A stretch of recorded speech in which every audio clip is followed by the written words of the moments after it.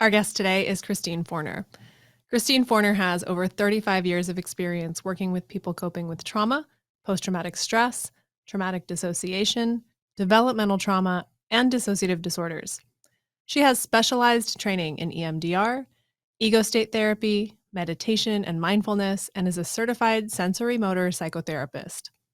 She's earned degrees in women's studies and social work and teaches internationally on dissociation, complex trauma, and the intersection of dissociation and mindfulness. Christine has been awarded the Mid-Career Achievement Award, Presidential Award of Distinction, and is a fellow of the International Society for the Study of Trauma and Dissociation, or ISSTD. She served as the president of ISSTD in 2019, worked on the board of directors since 2010, and was the ISSTD treasurer from 2012 to 2017. Christine is also the author of Dissociation, Mindfulness, and Creative Meditations, Trauma-Informed Practices to Facilitate Growth.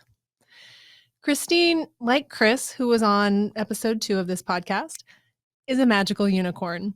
She comes to this work with deep experience and fresh eyes, always seeking deeper levels of understanding.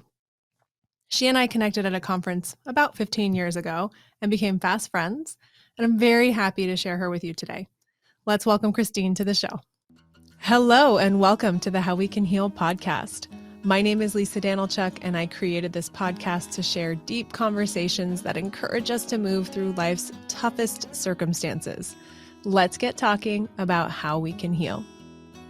All right, ladies and gentlemen, and people of all genders and backgrounds and everything, welcome Christine Forner to the How We Can Heal podcast. Hello, hello. Hi, Lisa. Hi, everyone. Hi, Christine.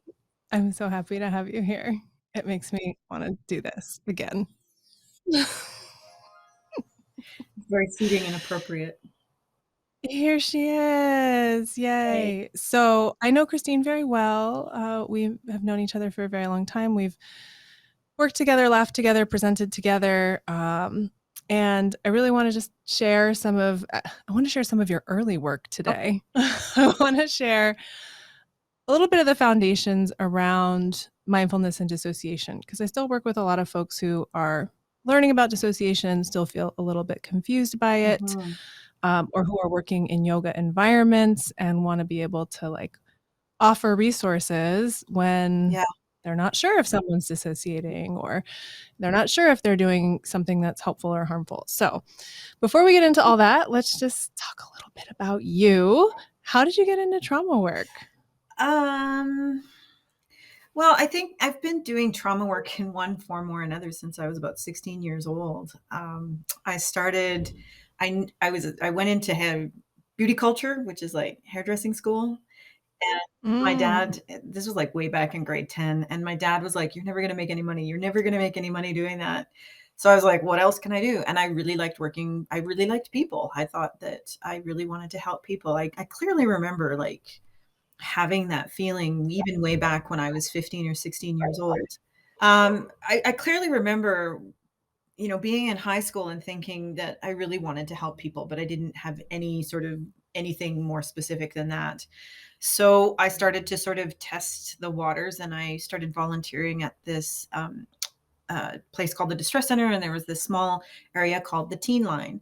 And so I would go, I think about once a month, maybe once every 2 weeks, I'd go and do a shift on this Teen Line. And almost immediately I was dealing with intense suicide calls, and I was dealing with intense, crying and sadness and just this level of challenging experiences that these young teens, the young teens who were calling.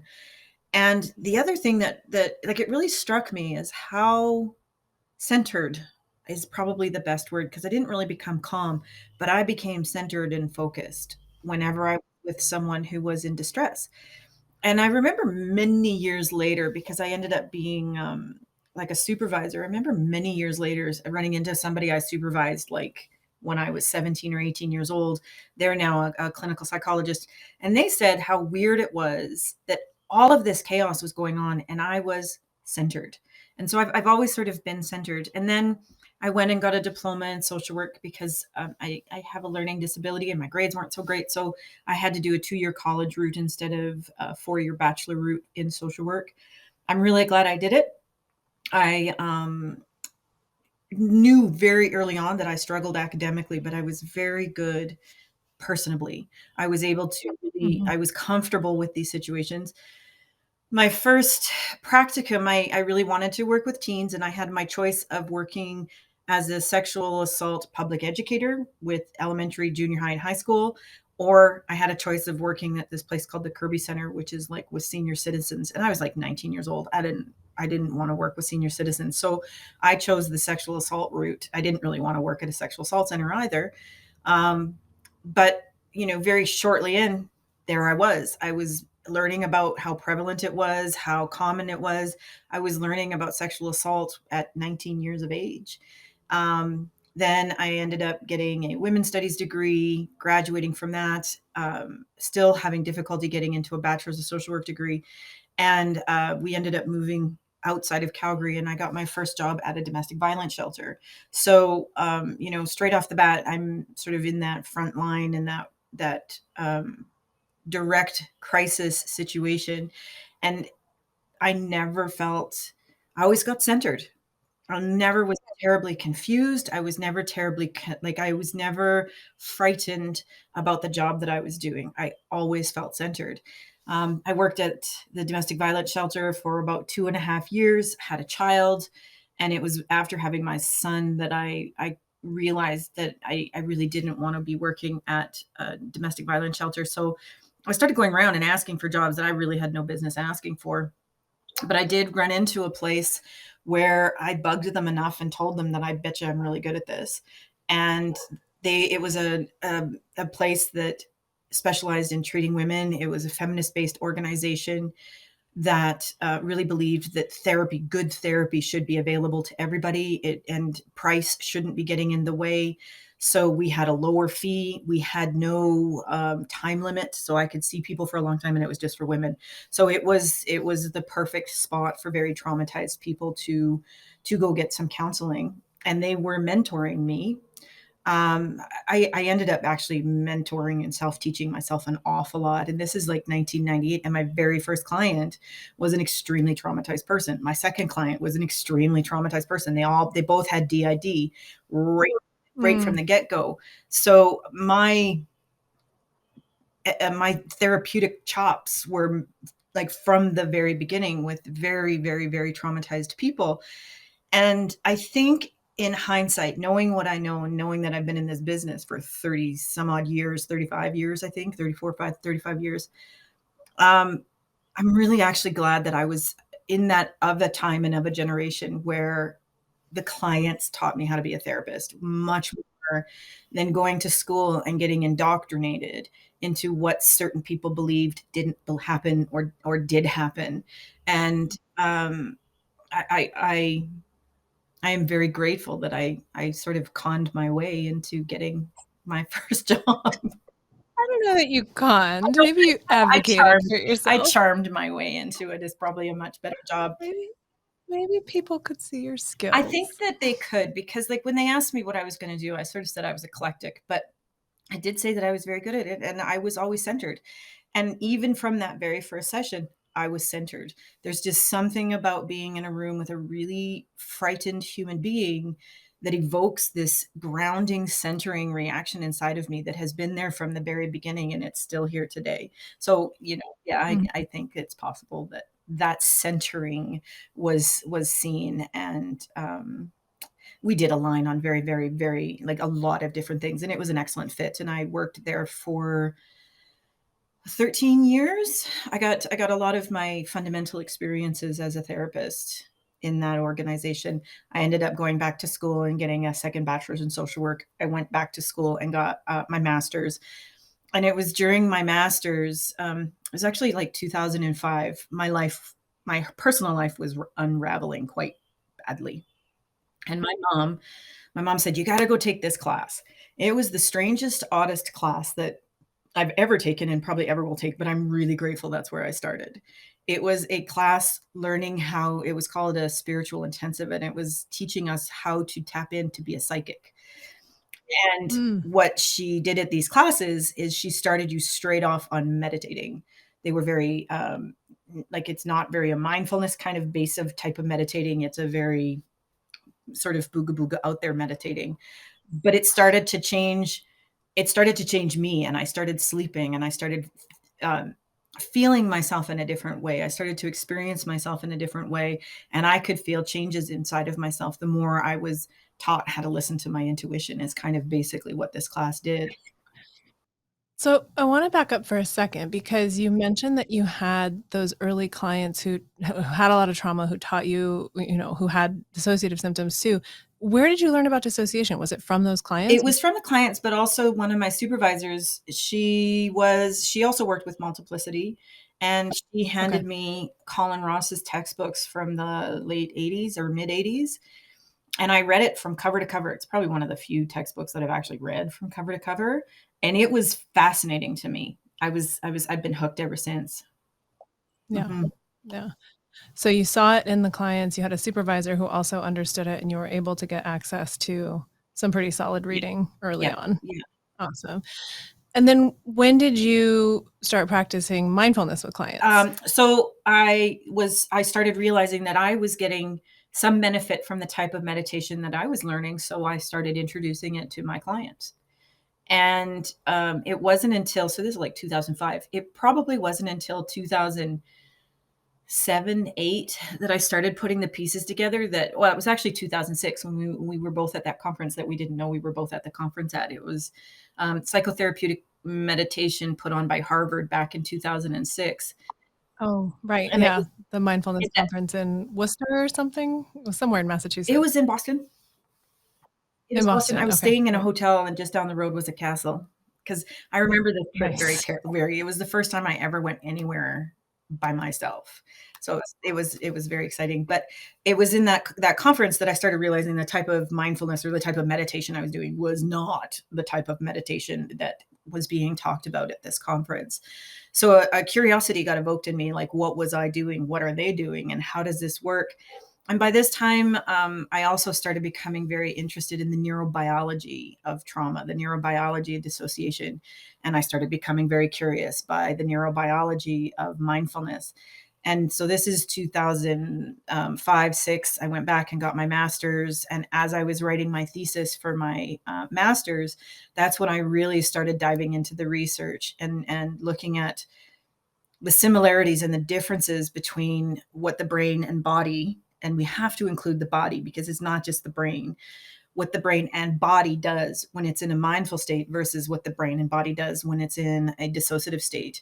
And it was around that 2008, 9 period, as I'm writing my thesis, that it really occurred to me that dissociation and mindfulness were completely rival, polar opposite brain and body states.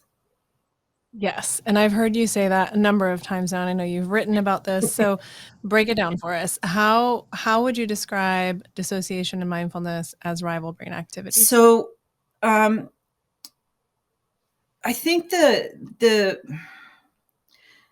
challenging part about talking about this is that dissociation in itself is sort of concrete and abstract. It's not necessarily a clear black and white thing to comprehend and to see and to experience. It's not terribly predictable.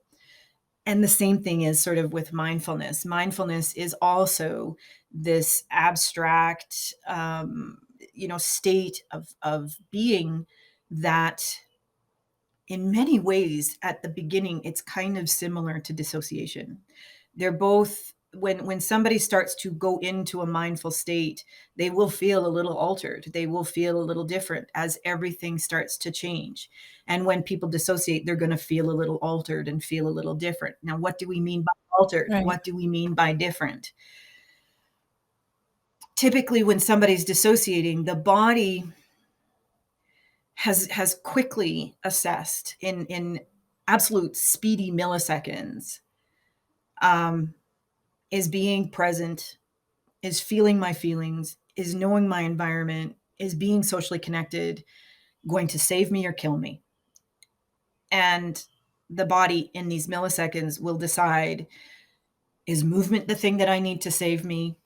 Or is holding still the thing I need to save me? It really does play into us being a creature that actually evolved in an environment where lots of things aid us. And we don't really even think about this when we think about dissociation, because so many of us, like, when was the last time you were frightened by a tiger attack? It's not a familiar experience, and most of us don't have that experience. When we're in a state of mindfulness, it's the polar opposite. It is when we are entirely and completely safe, neurobiologically, biomechanically safe. And the thing that makes us safe in an environment where everything wants to eat us is being surrounded by as many people as possible. And when I talk about these sort of relational things, it's not the first thing that people think about when they think about mindfulness. People think about mindfulness as being this altered state of being in a place where you're non-judgmental, whatever that means. And when you're in a place of observing moment to moment experiences, kind of whatever that means. Because those are pretty, once again, super abstract and super subjective terms to an act. But they're the most common instructions for mindfulness, Yeah, right? Sort of find stillness, try to practice non-judgment, or yeah, sort of letting things go and letting thoughts go through without getting immersed by them. I mean, I think it does boil down to an instruction plate that a lot yeah, of people can go, oh, okay, I can try to do yeah, that. I kind of have a sense of what that is. But like you said, it's still abstract. We still don't know my experience of mindfulness, your experience of mindfulness. I mean, we could go in there with like, reading brain waves and to see, well, you're in an alpha state and you're in a beta state and those kinds of things. But to back yeah, up, it makes so much sense to me in terms of like dissociation is numbing, right? Is like not wanting to feel the pain of whatever's happening. It's sort of pulling away from it. Whereas mindfulness is like bringing all your attention on yeah, it. So even from that very simple yeah, perspective, it makes a ton of sense to me why then asking someone to be mindful who's coping, whose safety lies in yeah. dissociation would bring up some conflict. Yeah, because when we're in a dissociative state, it's not just like it's not wanting to stay safe. It's the central nervous system actually driving the train. The instructions to dissociate, the body's instructions to dissociate, come from very, very like brain structures that are very low in our system. They're very close to the brain stem, which actually doesn't even move up into the brain system yet. It is highly fueled by internal, naturally created opioids and cannabinoids, so heroin and pot. The That's basically like if you want a comparison of kind of what it's like to dissociate, it's kind of like being really high, or it's kind of like being injected with some sort of anesthetic, because it is a very powerful, powerful, powerful, powerful neurobiological biomechanical reaction inside a human body and mind. The other thing that happens is not just that chemical response. When the human body is dissociating, the insula is involved. Quite a few brain structures are involved, but the insula is basically the gatekeeper between all the neurobiological information that's coming from the body up, and it sends it up to the front brain. It's sort of like the insula is like, here's all my sense perception, here's all my feelings. You take this, front brain. What do you make of this? Okay, that's what you make of it. Then we can go back into the body, and that's what's happening to us on the inside. Dissociation stops that process from happening. And it's so interesting because as soon as you say insula, I think of the time that I spent with Sarah Lazar at Mass General studying mindfulness, and the work that I was a part of as a student, just mostly data entry, Yeah, was tracking how the insula actually grew over yeah. time, like changed the structure of the brain to practice mindfulness meditation. I can't remember, I'm sure it's in the papers, exactly what kind of mindfulness meditation people were practicing, but Probably it very traditional mindfulness based meditations, but like I think it's important to really note that there's all sorts of different ways that we can get into a mindful state. The most common type is mindfulness based meditations, but there's lots of things that evoke that state. And you can see, like, if we start to understand what that insula is doing, right? Like, here is all the information, front brain. What do you make of it? That is a type of awareness of internal body sensations. And Yes. dissociation starts that process. The other thing that happens when we're in a dissociative state is the front brain structures, the ones that are really about thinking and planning and organizing and even imagining, they change. They become hyper aroused. So when we're in a dissociative state, the body becomes kind of frozen and numb, and the front brain starts to really start to activate, so we can be up in our head thinking and not connected to anything in our body. And Hmm. the hard part is with dissociation is that you are numb, you cannot feel, so you don't know, you might be acting weird or doing things that you don't really have control over because your body's in a state of terror. But because of Hmm. the dissociative component, you're not aware. And this is once again why discovering that mindfulness is the complete opposite of this. Mindfulness is about awareness of what's going on in our bodies, Yeah. awareness of what's our affect is doing, aware Yes. of our internal experiences. And that's such an important point, because when I first heard the research about, your prefrontal cortex is kind of going and it's like you're in your head and not connected to your body, I was like, oh my God, that's me. I'm always in my head. I'm always thinking all this stuff. And then I was like, oh wait, but I'm also super aware if someone walks in the room, how I feel internally. I'm super aware if I have to pee. I'm super aware of, I just got a little bit sad. What was that about? Right. Yes. So there's a difference between being an overthinker, which I'll just put myself out there as one, and being sort of, I think of it as like spinning wheels. Yeah. And then like, this is where I've had a ton of clients who are like, what do you mean? Where do I feel that in my body? Right. You Yes. ask the classic somatic psychotherapist question. Oh, okay, you're feeling anger. Well, where do you feel that in your body? And they're like, I, I I don't, don't know. I don't know how to answer that. Like, what does that even mean? And so that's where, that's a signal, if you haven't gotten one already. Okay, there's a lot going on here, but this person Yeah. isn't really feeling. It's almost like, a flower on the top with the roots not dropping down. Yeah. Yeah. Or another way of looking at it is more like a duck on a lake, right? You look on the duck on the surface and it looks all calm on the top, but on the bottom, there's all this activation and they're unaware. And I can't highlight enough what unaware means. They don't know. They have no clue. They have no connection. They have like, so you can have a lot of people who really think that they're aware or really think that what they're thinking is spot on and accurate and correct. But until the body is involved, until it's an embodied experience, we have to put a question mark there. We have to say, okay, if they can't feel their anger, we've got to put a question mark. If they're struggling to, Yeah. even just close their eyes for a second and be internally focused, and they open their eyes and they can't handle it, that's a really good clue that what's going on inside of them is not going to match what's going on in their head. Yeah. That's incredibly dissociative in nature. So, what might be some common challenges with dissociation and mindfulness? Well, often depending on the level of dissociation we're talking about, because there's different degrees of dissociation. There's sometimes it is just a body numbing, all the way up to people who've been numbing since birth because their environments are so stressful. And we have to really be mindful once again. That doesn't necessarily mean that they're going to be someone who appears as someone who has been experiencing this level of distress.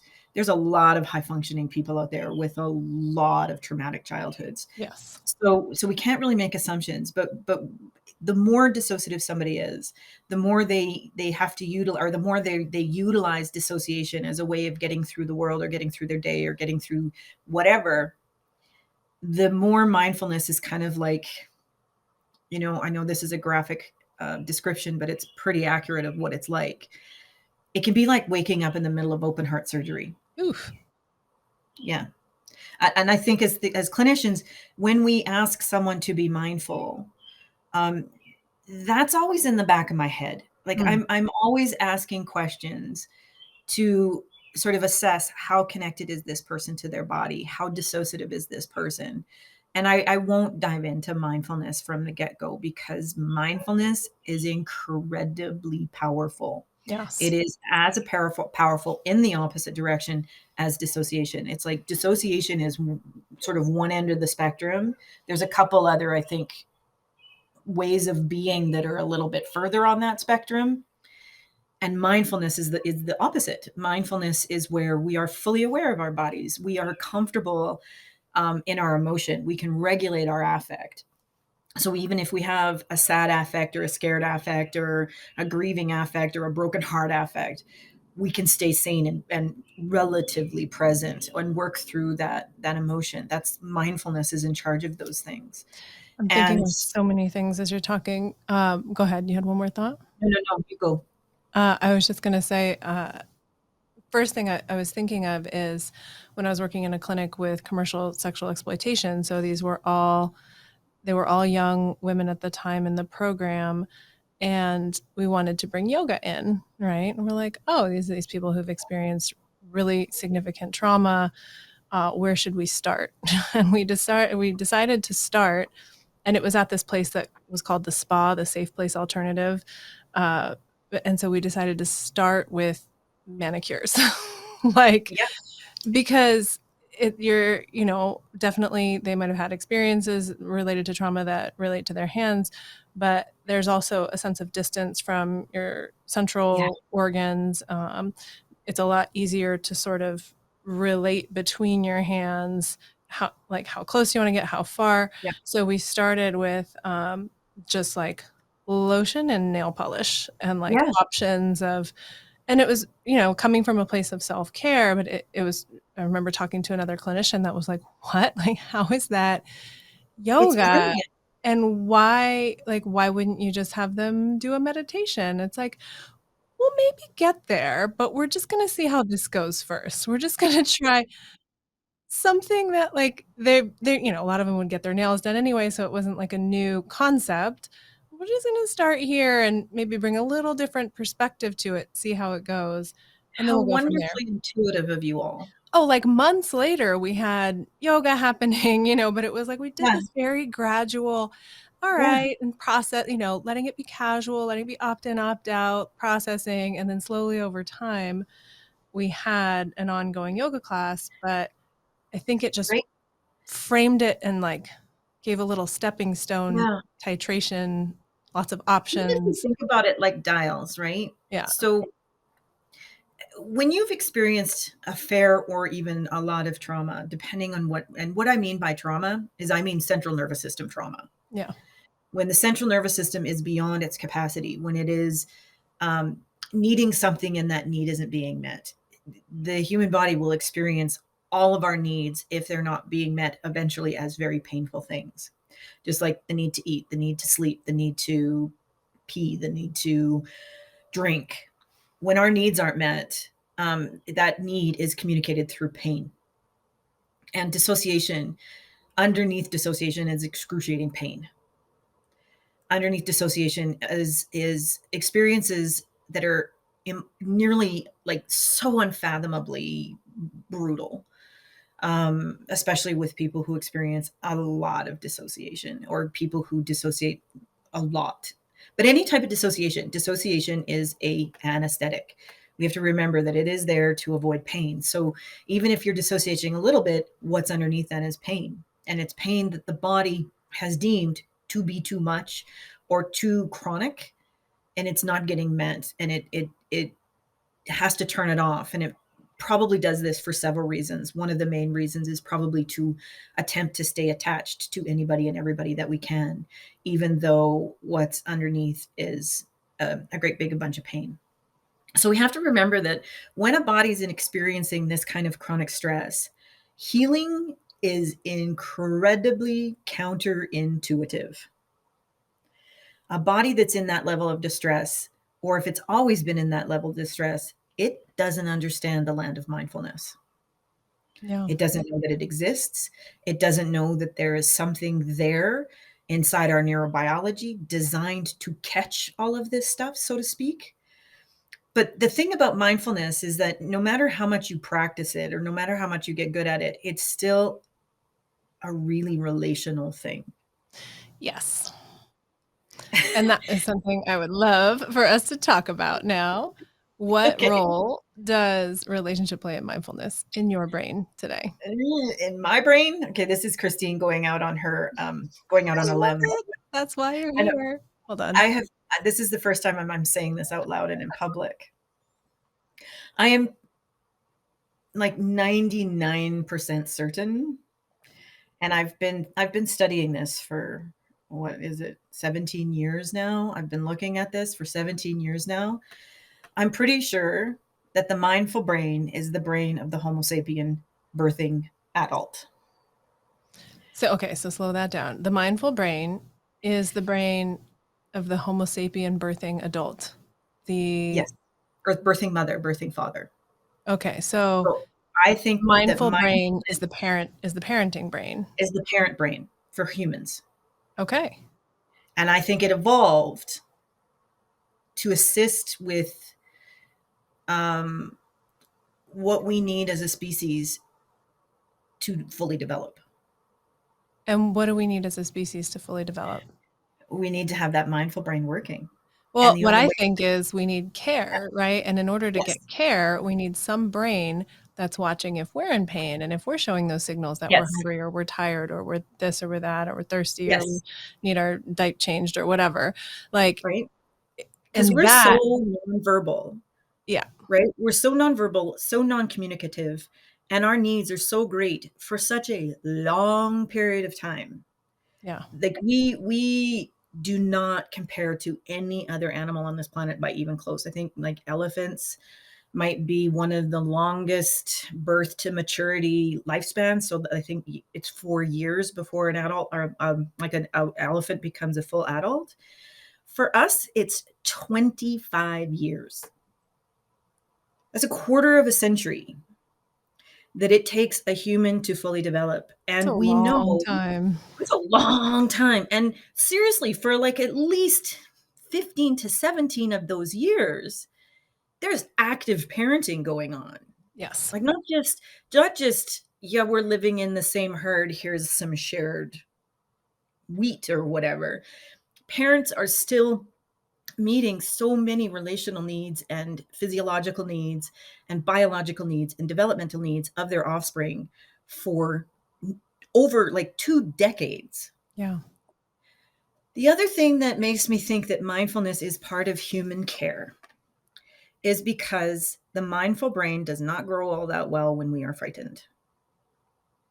It Yeah. doesn't do like it fear really affects this brain structure. So then like I'm thinking, I've been wondering this, for 15 years, 17 years. Why? And the answer that it's just part of a spirituality, part of human being, never made sense to me.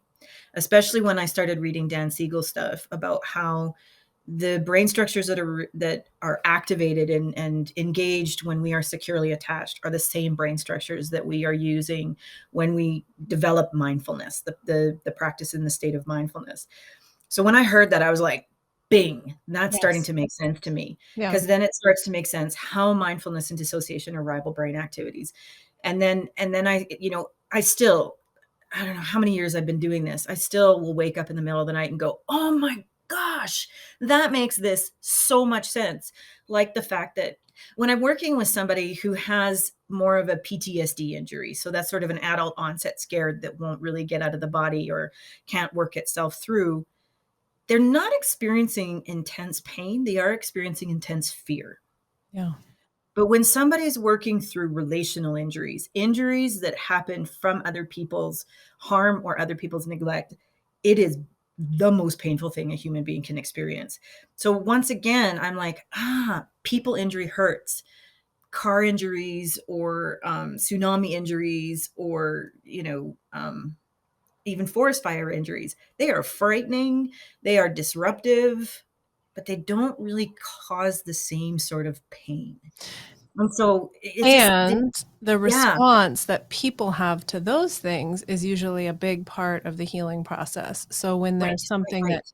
isn't human relational and people get the human relational element, what I've seen just in my clinical practice is that healing trajectory feels very different Yeah. than the one where there was a, fill in the blank forest fire or whatever example you just gave, and then the human piece isn't there when they're looking for it and they Yeah. don't get it, or when there's Right. some element even of neglect or absence of presence, or like that makes healing from the tsunami, forest fire, earthquake, car accident that much more challenging. Right.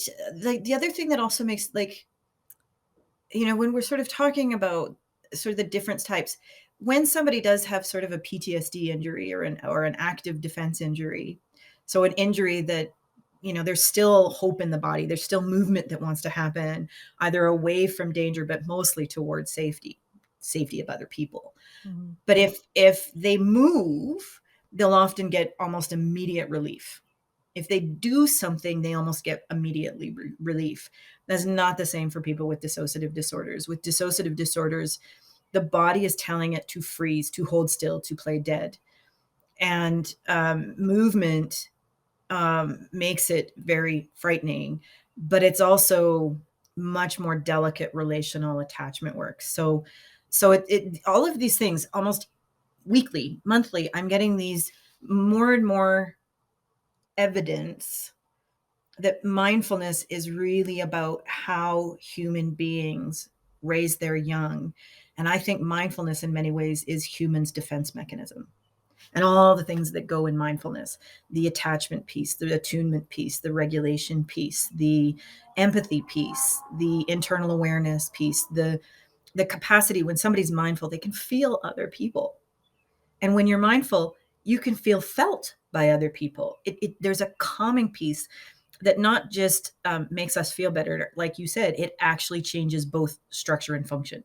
Yeah. Very few things in this world change structure and function that we really, really know of. There's a lot of people who will look at the brain and say, "Oh, this function is happening, or this structure is affected."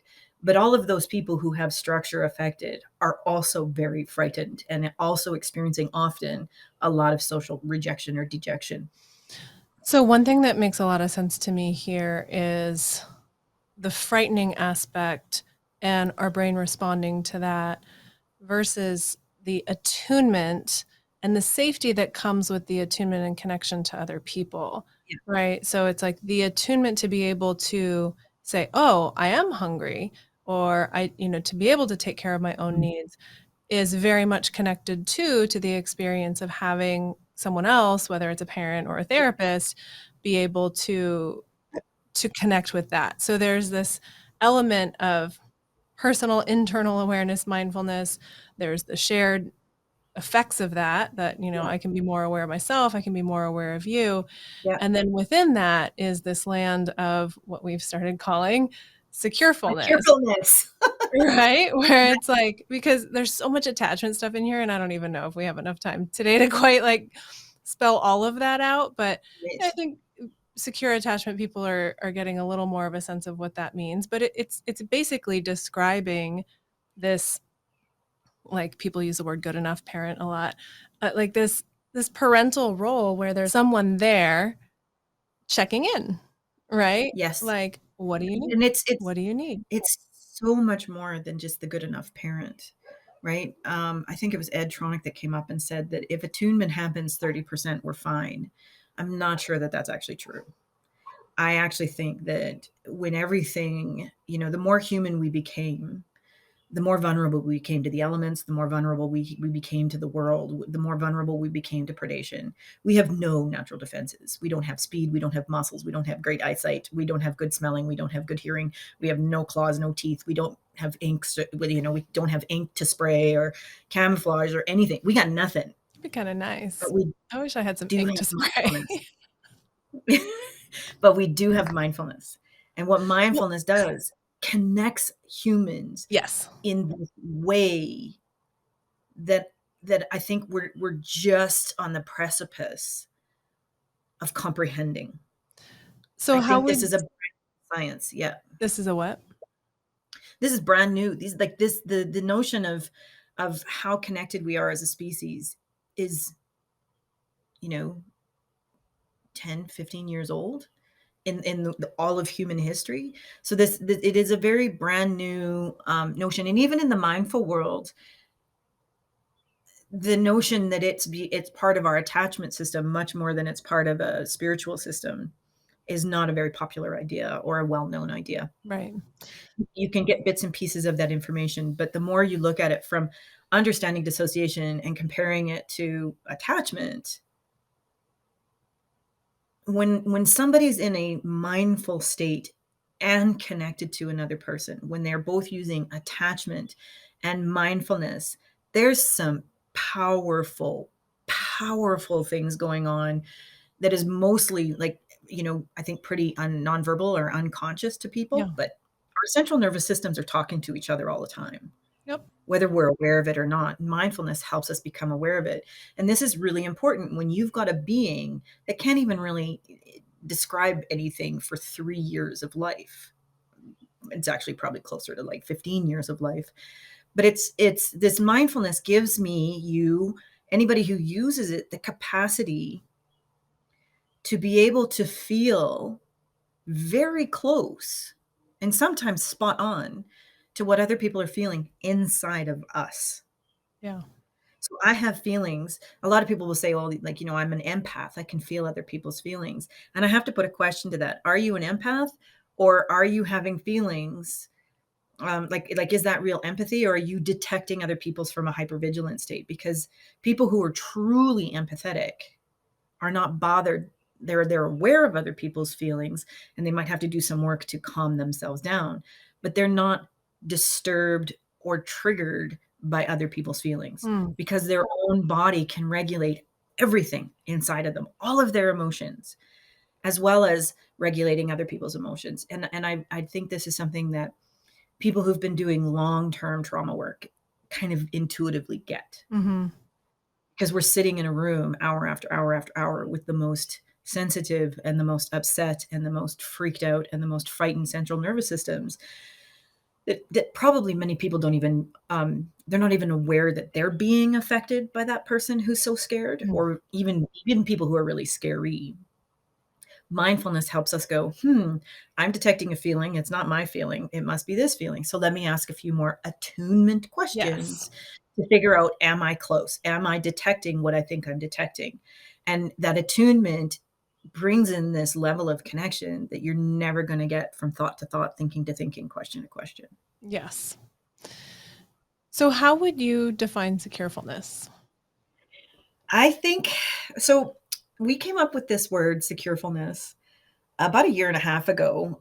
You and I have been talking about these things for a long, long time. Like, we've been talking about this, I think, since 2009. You and I have spent many hours speaking about this, but it was about a year and a half ago when it dawned on me that I think that mindfulness was that the parents, Homo sapien parents, were in a mindful, like 100% mindful state for at least 7, if not like 10 years of infant's life. And I think I remember in that conversation you pointing out it doesn't make sense why someone like, the story of the Buddha sat under a tree, aware of breath, sitting, and then all of a sudden feels better. Like, why would that be true in terms of our evolution, in terms of, predation, An environment where everything wants to eat us. in terms of being an environment where it's not necessarily ideally safe to be alone? Like, what would explain why that is helpful? And I think it's because that mindful brain is the brain of the Homo sapien birthing parents, that they were in 100% mindful state. And the only way for this to happen is for us to be an alloparented species, which we are. Yeah. Meaning that there would be two parents, both mother and father, with that infant 24 hours a day, 7 days a week. And there would be 2 or 3 other people. Alloparenting means that there's like many people taking care of one child. Right. So there would have been probably 3 or 4 people taking care of those moms and dads so that they could stay mindful, so that all of their needs are met, so that they can meet their infant's needs 24 hours a day, 7 days a week. And then the rest of the community would have been assisting those parents. If that was to happen, we would all be mindful all the time.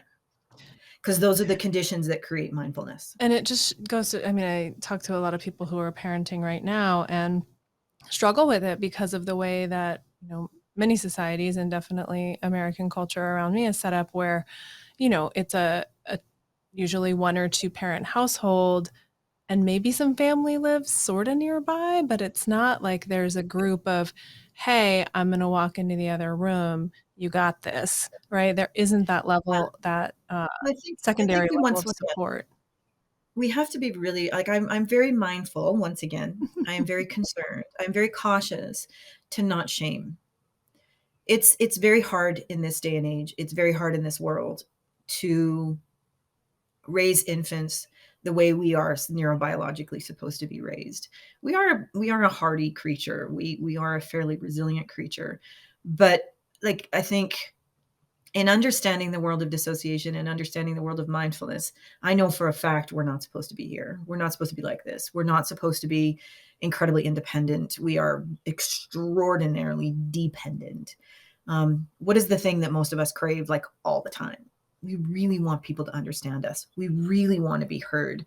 We really feel better when we are seen and accepted. That's all coming from the mindful stuff. That's all coming from the neurobiology craving something that we don't really know is there or should be there, And it's all especially interconnection, right? all of it. Yeah. All of its interconnection. And so describing securefulness as we're talking about the Buddha, I'm like, that makes no sense. How would this make sense? Yeah. And I'm like, well, that would make a lot of sense. And I don't think I ever would have gotten here if I didn't know so much about trauma and how the human body responds when it's traumatized. But securefulness really is the state of mindfulness in relationship to other people. Yep. That security, that secure attachment in combination with a mindful state of present awareness. That mindful state of both your own present awareness and another person's present awareness. Yes. And that secureful state, in many, many times when I think if we circle back to what I said at the very beginning, that this has sort of been in me for a long time, I get centered when I'm around other people. I think I move into this weird mindful state and always have when somebody's scared in front of me. I myself will freak out and not be in a mindful state a lot. But for some reason, when I was with another human being that was in a state of suffering in that therapeutic environment, I was able to calm down. And it kind of makes sense as I pull back and sort of view my life. When I first gave birth to my son, I did notice. So he was born in 97, second child was born in 2000, third child was born in 2003. And the first time I really got into a really deep meditative state, the first thing it reminded me was exactly how I felt in those last couple of months of pregnancy and the first 6 or 7 months of their birth. That I think I was in a mindful state when they were born. And I loved being a mom and I was very attuned to them. And I was able to feel my kids from the beginning. I was able to, especially particularly by the time, my second and third came around, and I was able to trust my intuition quite a bit more. But my second child, he didn't speak till he was like 3, but he communicated to me in a million different ways. Yeah. He didn't need to speak to tell me he was hungry. He didn't need to speak to tell me that, his arms were flailing at, 4 or 5 months. And you could tell he like looked at me and he went, oh, these things are really bugging me. And so I just swaddled him. I didn't swaddle my first because everybody told me he didn't like it, which is not true. Infants love to be swaddled. So I swaddled him and you could just see this look of relief.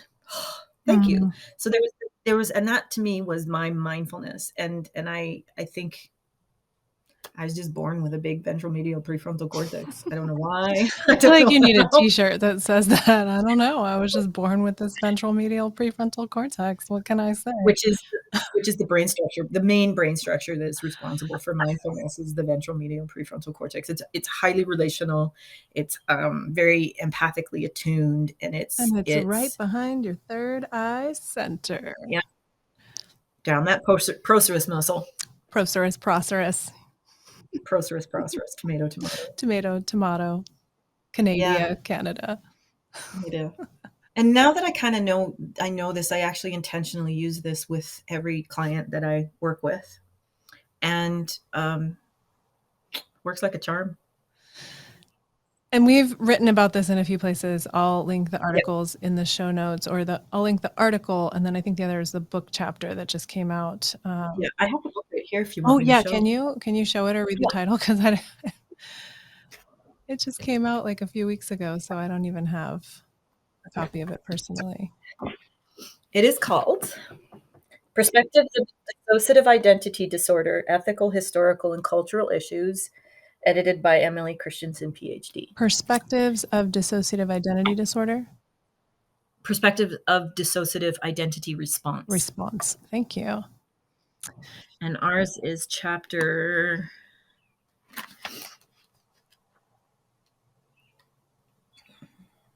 I can link it all in the show notes so you don't have to look through. It's the second last chapter, Securefulness, a care-centered approach to therapy. Love it. Where we really sort of break down the science and the research that we've done to come up with this term. Because I did describe to you, what would this be called? What can we call this? And you were just labeling off names, and you were like, what about Securefulness? And I'm like, there it is. There it is. That's the one. I remember that moment. I don't remember any of the other things that we said either, but we were just in that creative zone where you're just like, whatever. Yep. But yeah. This is what it makes a lot of sense when you really start to dive deep into the relational aspects of mindfulness and the detachment of dissociation. Yes. So what would you say to someone who is really struggling to be mindful right now or struggling to feel connected right now? What kind of practices or guidance would you offer? The way that I started, like, I didn't do a dive deep into mindfulness-based meditation. I started with incredibly highly visual images up at that procerus muscle. So sometimes, like, we started looking at candle flames. Sometimes candle flames can be pretty triggering, so I would suggest glow sticks. But, sort of putting yourself into a darker room. And you don't have to use flame, candle flame. There's lots of apps on phones that you can have, like a candle app or a glow stick app. What you're really doing is you're looking at the bright light, and then you don't want to burn your eyes, but you're just wanting that after image. If you ever get the camera flash and you close your eyes and you can still see that camera flash, it's watching that camera flash in that procerus muscle area, or that third eye area, that area that's really on the divot between your nose and your head. And if you can see the after image of the flame, or if you can see the after image of the light, trying to focus on that for as long as possible. If that doesn't work, if that's too hard to do, I would suggest perhaps breathing in the image of colored mist air. And I because the people that I work with are so disconnected from their bodies, asking people to breathe really can mess them up, because breathing actually also starts the insula working properly. And if the insula is working properly, it can give an information dump to the front brain that's hyperactive. Yes. So it can startle the system back into a dissociative response, a really intense dissociative response. Mm-hmm. So I actually invite people to fill up their sinus cavities. Like, I get them to internally focus on filling up their sinus cavities, which is with as much air as possible. And then on the out breath, blowing it out like a candle or a feather, depending on, sometimes candles are triggering. So I'll suggest a feather or a piece of grass, and I'll get people to breathe in, filling up those sinus cavities as full as they can with colored air, and then breathing out. Now, if you're working with somebody who's not really severely dissociative, just mildly dissociative, or someone who's just sort of stressed, I will encourage them to drop into their bodies on the out breath. So I invite them to breathe in, filling up those sinus cavities as full as they will go. And then on the out breath, drop, drop, drop, drop, and bringing your awareness back into your body. That's going to activate those brain structures that are responsible for mindfulness. Yeah. One thing I really appreciate about this is the starting with something simple like that, glow stick app, right. And then recreating the image really gives you something tangible to do. So for those folks for whom breathing does feel like, whoa, too much, right? It's turning on all the information, or I'm connecting with my body and there's a lot in there. It's not a comfortable, resourceful place to be. We can look at, like, I can see a little green light right next to my camera right now that's recording, and I can close my eyes and I can visualize that little green light and picture it right up in between my eyebrows. And that's relatively straightforward. And we can typically find things that are neutral or positive, and then just practice with Yeah. that, and it's very structured and it's very Yeah. focused. Yeah, and it can be 30 seconds, it can be a minute, it can be 5 minutes. You're all of it is gonna help, Yeah. right? And if you're listening to your body and following that very classic window of tolerance, if you can tolerate it, do it. If it's intolerable, don't. 'Cause mindfulness is all about growing tolerance, and dissociation is all about managing intolerance. So we want to focus on or make note of, am I tolerating this or not tolerating this? Another thing that can happen is also imaging, using images to like imagine the inside of your foot is a favorite color of yours. Or imagining that you're wearing socks that are a favorite color of yours. These are all going to activate the internal awareness and internal regulation systems that are activated when we are in a mindful state. I got yellow socks on now. Thank you. Yeah.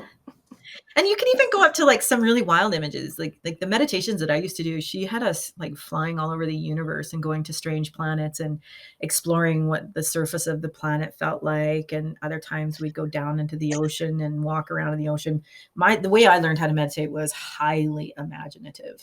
Which is interesting to me because that even makes me think of like maladaptive daydreaming and creating other worlds, which like goes into the land of dissociation. So what I think is cool about that is you can use something, perhaps like if you have a client or student who's good at this, like good at creating other worlds or very imaginative, very visual, you can use that in a way to connect with this practice and serve I the know it sounds person. strange.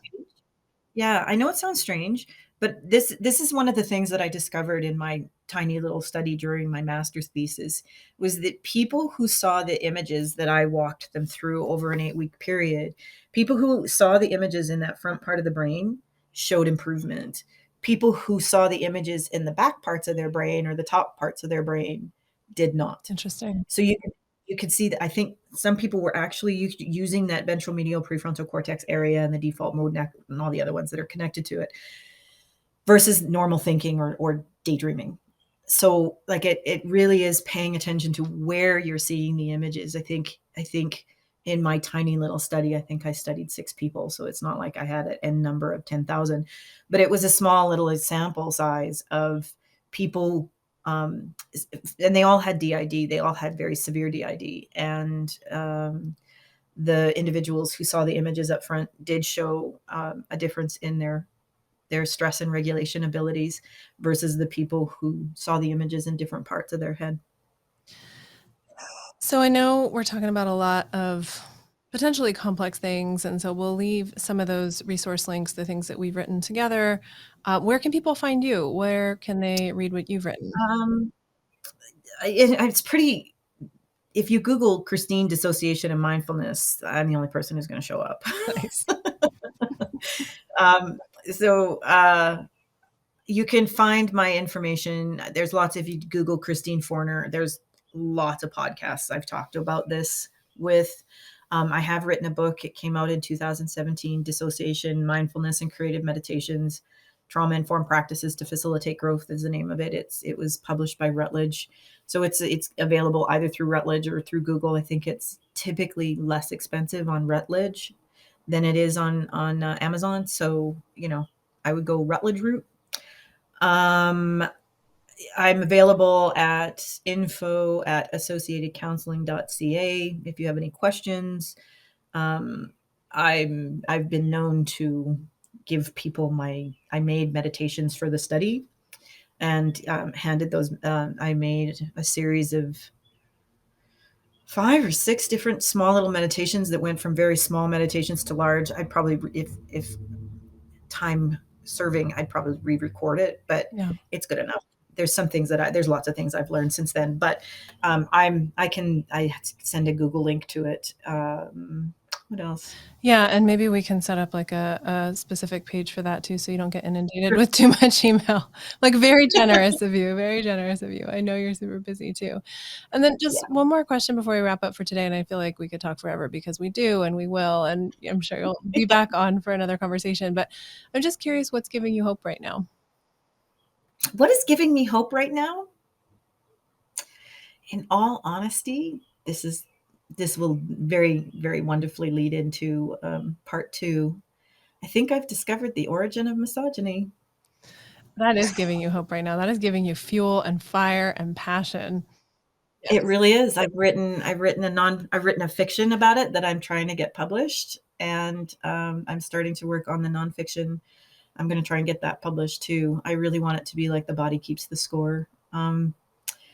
It's sort of this melding of my women's studies background, my dissociation background, and my mindfulness background, all just making this sort of tripod of possibilities. And I really think if people started to comprehend how much we need each other and how weird the world is because we don't have each other, we might actually be able to eliminate the origins of hate and care. And that's what I mean by misogyny, and eliminate the need or the idealization that we have in the patriarchy, which in many ways is the idealization of psychopathy. And understanding these things, oh my goodness, it's making me super excited. Just a little light thought to leave. It's like puppies, kittens, butterflies, finding the origin of misogyny and patriarchy. And I'm pretty sure I found it, because everywhere I look, it's like, there it is. Well, I know you've got a lot of writing going on about that, so I'm excited to learn more and share and hear more about that. But for today, we'll wrap folks up with a little bit of applause for Christine Forner. Thank you very much for being here and for sharing your wonderful, thoughtful ideas with us. And I look forward to bringing you back again. Anytime, my love. Thanks, Christine. You're wonderful. All right. Thank you, everybody. Bye. Bye-bye. Thanks so much for listening. My hope is that you walk away from these episodes feeling supported and like you have a place to come to find the hope and inspiration you need to take your next small step forward.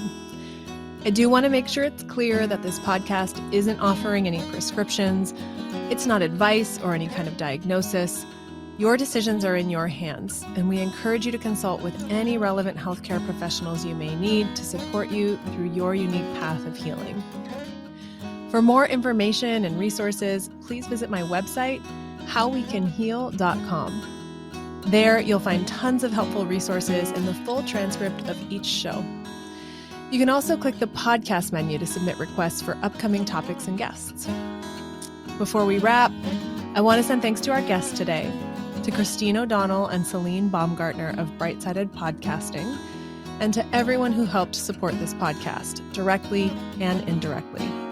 Alex, thanks for taking the dogs out while I record. I'd also like to give a shout out to my brother Matt.